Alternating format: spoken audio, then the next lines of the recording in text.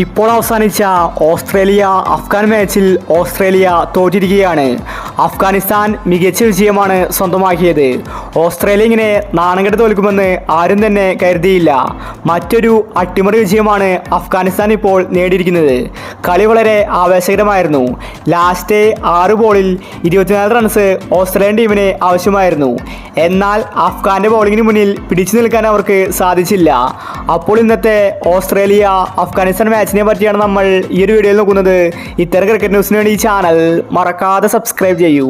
ഇന്ന് first bat ചെയ്തത് അഫ്ഗാനിസ്ഥാനായിരുന്നു. അവർക്ക് നല്ലൊരു തുടക്കമായിരുന്നു ഇന്ന് ലഭിച്ചത്. കുർബാസ് അടിച്ചു കളിച്ചു. 60 റൺസാണ് താരമെന്ന് എടുത്തിട്ടുണ്ടായിരുന്നത്. അതുപോലെ മറ്റൊരു ഓപ്പണർ 51 റൺസും എടുത്തു. 15 ഓവർ വരെ ഒരു വിക്കറ്റ് പോലും അഫ്ഗാനിസ്ഥാനെ നേടാൻ ഓസ്ട്രേലിയൻ ടീമിന് സാധിച്ചില്ല. അത്രയും മികച്ച ബാറ്റിംഗ് ആണ് അഫ്ഗാനിസ്ഥാൻ ഇന്ന് കാഴ്ചവെച്ചത്. പിന്നീട് അഫ്ഗാനിസ്ഥാൻ 20 ഓവറിൽ 6 വിക്കറ്റ് നഷ്ടത്തിൽ 148 റൺസാണ് എടുത്തിട്ടുണ്ടായിരുന്നത്. ഓസ്ട്രേലിയൻ ടീം ഈസി ആയിട്ട് കളി ജയിക്കുമെന്ന് കരുതി. എന്നാൽ അവർക്ക് തെറ്റി. അഫ്ഗാനിസ്ഥാൻ മികച്ച ബോളിംഗ് കാഴ്ചവെച്ചു.